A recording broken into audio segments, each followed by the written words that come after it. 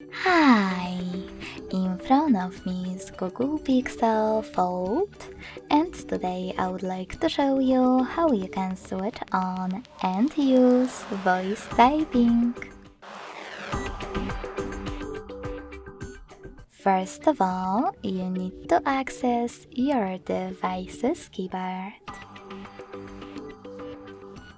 Then click on the microphone icon at the top right corner of it. If it's not visible, just like in my case, click on this gear next to three dots. Tap on voice typing section and tap on the gray sweater next to use voice typing in order to activate it.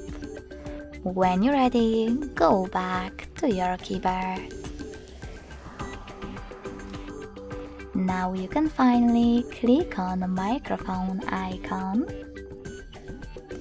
And if you never used it before, tap on while using the app in the pop-up.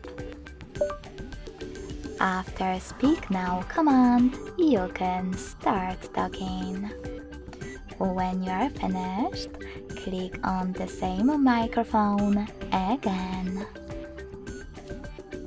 Thanks so much for watching. If you enjoyed this video, don't forget to leave a like, comment, and subscribe.